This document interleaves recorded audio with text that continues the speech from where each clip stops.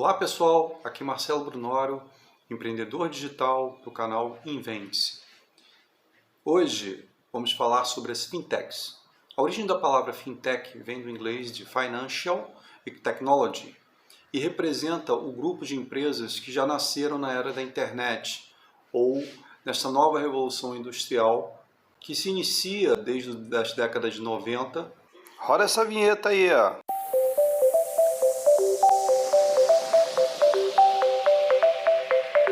Mas sem mais delongas, vou informar para vocês as principais características das fintechs.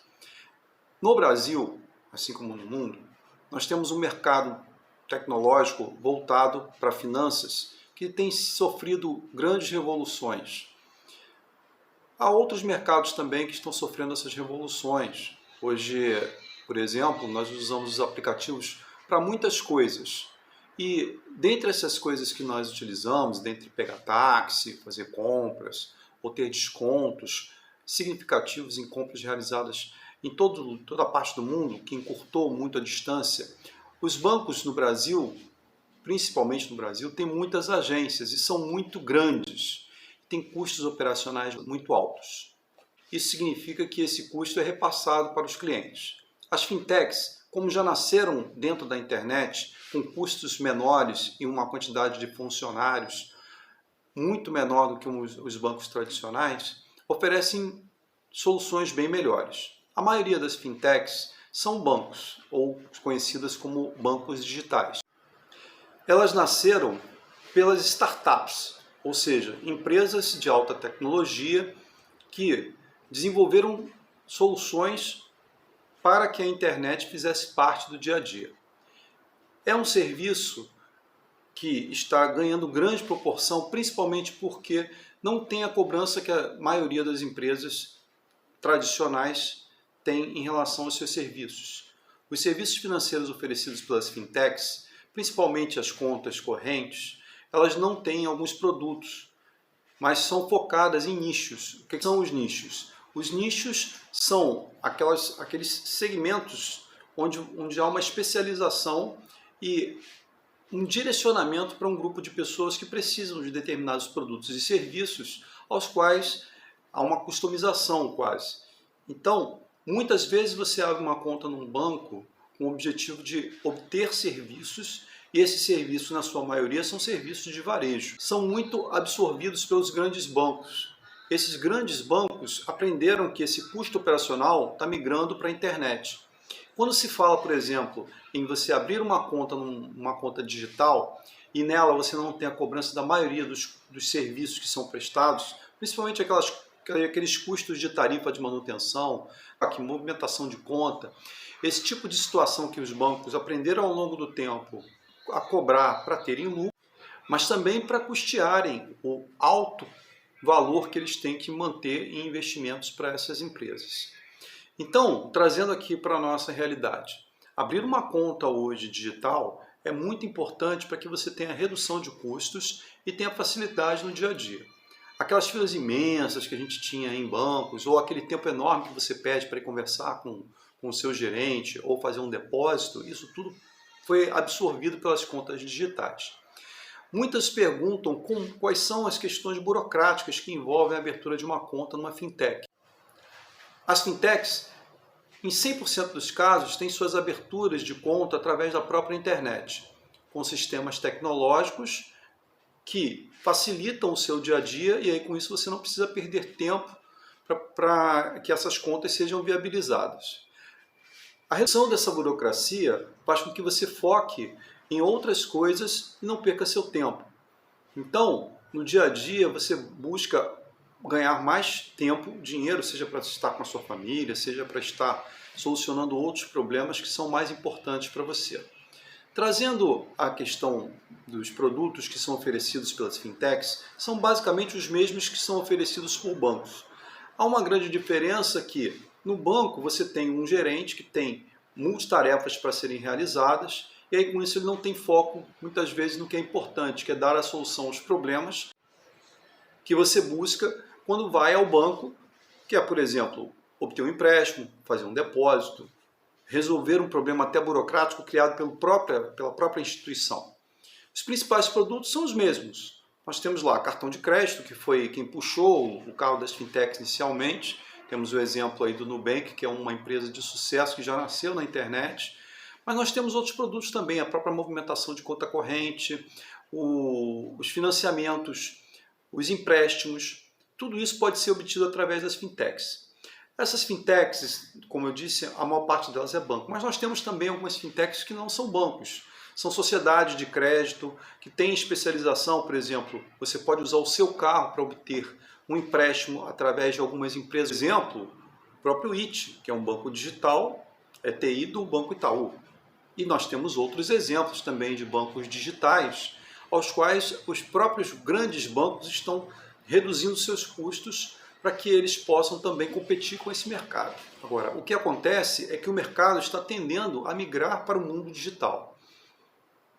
A maior parte dos bancos já anteciparam os seus cronogramas de fechamento de agências, que seria para 2025, para 2021, porque a pandemia fez com que essa antecipação se fizesse necessária. O próprio contato das pessoas passou a forçar com que as grandes instituições diminuíssem essa possibilidade de aglomeração, funcionários doentes, e com isso também existe vamos dizer assim, uma tendência dos bancos a reduzir custo, diminuindo o pessoal e estruturas das agências que são muito pesadas do ponto de vista até de atendimento, migrando essas pessoas para que elas sejam atendidas na internet com o desenvolvimento de novas tecnologias. Não me cabe aqui questionar se o banco é ou não uma instituição que vai buscar mais lucro e aí com isso gerar desemprego. O emprego pode sair da posição de agência, que é uma agência física, para que a pessoa trabalhe, por exemplo, no home office. Pode ser, inclusive, dado emprego para pessoas fora do eixo de maior número de clientes. Isso já é uma realidade no mundo inteiro. Nos Estados Unidos, só fazendo um parênteses, a maioria dos funcionários que trabalham em call center, em sua maioria, não estão baseados no local onde está sendo feito o atendimento. Esses atendimentos são remotos, às vezes até fora do país. É o mesmo princípio. Hoje, se você não tem uma conta numa fintech, muitas vezes você pode estar pagando caro por um serviço que pode ser oferecido de forma gratuita. Muitos de nós temos dúvidas com relação à operacionalidade das fintechs. Ou seja, se você é um cliente de um grande banco, você tem uma rede de agências enorme, a qual você fica pensando como vai fazer para movimentar o seu recurso financeiro, principalmente dinheiro. Então, a forma que os bancos fintech têm de fazer a inclusão do seu dinheiro, recurso monetário, para dentro da instituição, é através de depósitos por boleto. E parece uma coisa complicada para quem é pessoa física, mas não.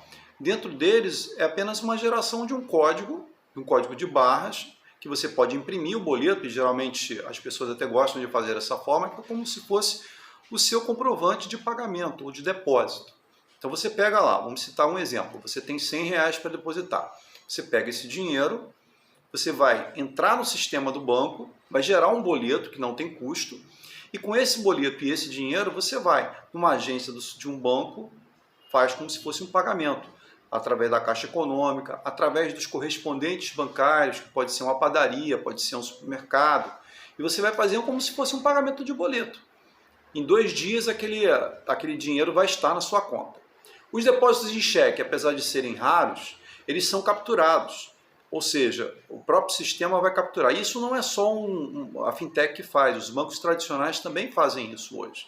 Porque muitas pessoas me perguntam, poxa, mas como é que você vai fazer o depósito de um cheque? O que vai acontecer com ele? Vai ficar na minha mão? Sim, porque os cheques, assim como as moedas, os papéis moeda e até alguns documentos, eles têm um número único. Esse número único nunca mais vai ser repetido. Então, a partir do momento que ele cai no sistema de compensação do banco, ele nunca mais vai ser repetido. Então, quando existe a captura desse número, ele pode ficar na sua mão sem problema algum. E aí você capturando isso de dentro da sua casa, no conforto da sua casa, você consegue fazer um depósito em cheque e aí com isso você tem o recurso já disponível. Disponibilizou na conta, o cheque pode ser guardado, pode ser rasgado, pode ser feito o que quer que seja, porque a partir daquele momento ele não vai ser nunca mais compensado. O sistema bancário captura aquela informação e nunca mais a repete. Outra coisa importante de dizer é que as fintechs elas têm capacidade de atender, às vezes, a produtos que os bancos convencionais não conseguem ter braço para atender. Ou seja, o gerente, como eu já falei, é uma pessoa que trabalha com muitas metas de muitos produtos. E os bancos, eles, na estrutura atual, eles não conseguem ter especialistas para fazer as operações de forma decente. Ou seja, você tem lá uma série de ruídos ou de interferências que impedem que o profissional se concentre naquilo que ele precisa se concentrar. Esses profissionais especialistas, através das fintechs, eles conseguem ter muito mais eficiência também, trabalhando de forma remota e observando caso a caso, para que seja feito o atendimento de forma adequada e o seu problema seja resolvido. Posso citar, inclusive, um exemplo. Recentemente, eu fiz uma operação bancária, a qual eu coloquei 2 veículos como garantia de alienação fiduciária. Foi uma empresa, inclusive, que não é banco, os quais eles se especializaram em operações com alienação fiduciária de veículo e operação de alienação fiduciária de imóveis. Ou seja, essa fintech ela só faz isso. E o custo é muito menor.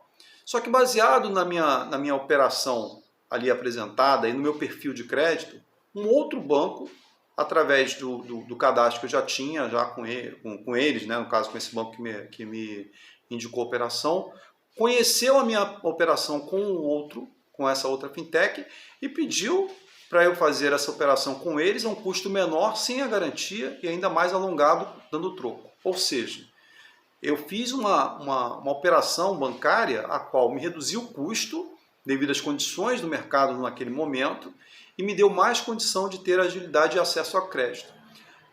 Essa é uma outra ferramenta que eu vou ter que explicar, Serasa, SPC, o próprio Open Banking, que é um sistema hoje que é muito utilizado para você poder ter a sua experiência bancária como referência para redução de custo.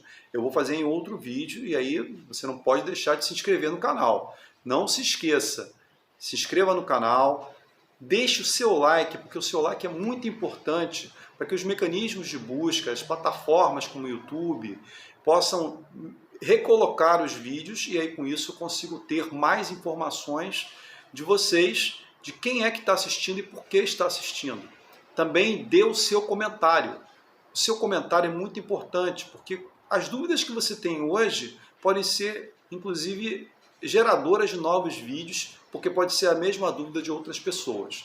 Aqui no canal, nós vamos apresentar soluções cotidianas e vai ter redução de custos e, por consequência, também vai ter mais tempo para fazer as coisas que você gosta e precisa, ganhando mais dinheiro, certamente, ou melhorando a sua qualidade de vida. É importante salientar também que nem todas as fintechs são bancos, como falei. Às vezes você pode estar fazendo uma operação com uma empresa comercial, a qual não tem vinculação com as normas do Banco Central, mas que está ali para fazer a operação. Dependendo da situação, você pode estar mais exposto ou não. Por isso, quando você fizer a abertura de uma conta ou fizer uma operação, é importante você saber se aquela instituição é ou não vinculada ao Banco Central. Não estou dizendo que as empresas que não estão vinculadas ao Banco Central têm um risco maior. Só que o que acontece é que o Banco Central analisa diariamente os riscos dos bancos. E aí, com isso, a liquidação, se esse banco não tiver de forma saudável atendendo os pré-requisitos instituídos por eles, para que a garantia do poupador, do depositante, sejam garantidas. Então, se você hoje faz um investimento, por exemplo, do seu recurso, é importante que você faça em instituições que sejam vinculadas ao Banco Central. Muitos desses golpes que acontecem, como por exemplo, que está na moda aí, dessas pirâmides financeiras, essas criptomoedas, não que todas sejam golpe, ok? É importante, aí a gente vai fazer um vídeo mais para frente também explicando de forma bem simples e direta o que realmente é pirâmide e o que é instituição que trabalha com moeda, com criptomoeda, com câmbio. Ou seja, você tem uma série de instituições que podem ser sérias e outras que são pilantras. Só que as que são reguladas pelo Banco Central, elas, em sua grande maioria, têm que ter documentação totalmente vinculada com quem trabalha com o sistema monetário. É uma questão até de segurança mesmo do governo. Então, é importante que você entenda esses conceitos. Como eu já disse também, tem exemplos de várias formas. Você, às vezes, tem uma conta numa fintech e nem sabe que tem. Temos o exemplo do PagSeguro, do mercado pago. Ou seja, nós temos hoje empresas que já nasceram dessa forma. E muitas delas já se vinculam através de contas correntes ou de sistema de movimento. Nós temos, por exemplo, o PicPay. Você pode fazer movimentação pelo PicPay como se fosse um banco. Você faz ali Pix, você faz operações cotidianas, a diferença é que ele tem um cunho comercial também. O banco que está por trás dessa empresa também faz uma opção para você abrir uma conta. Mas na prática, você já está movimentando seu recurso ali sem saber que você está numa fintech. Ou seja, não há necessidade da gente rotular aqui o que é uma fintech, por que você deve ou não ter medo de ter uma conta numa fintech ou num banco digital. O banco digital já faz parte da vida da gente e não tem custo, agiliza a sua vida e ainda por cima você pode ter o retorno de certos valores, como por exemplo as campanhas que o PicPay faz são constantes. Isso aí também vai ser um novo vídeo que eu venho a fazer. Até gostaria que vocês me dissessem aqui o que é mais interessante para vocês. Coloquem no comentário o que é mais importante a gente colocar aqui no canal, porque é um mundo enorme de opções, de variedades que você pode ter de vantagem e com essas vantagens você ganha dinheiro. Eu tenho, inclusive, tudo isso separado. É um outro vídeo também que eu pretendo fazer, ao qual eu vou dizer para vocês o seguinte: nós precisamos ver quais são as vantagens que a gente obtém nesse dia a dia. E aí, com isso, saber exatamente quanto você teve de vantagem em cada uma dessas situações. Deixe seu comentário lá embaixo, você abriu uma conta numa fintech, o que você sentiu dessa experiência. Porque assim você consegue me passar quais são as suas dificuldades. E quem sabe eu posso gerar um novo vídeo mostrando o passo a passo para se abrir uma conta nessas fintechs. Um abraço a todos e até a próxima.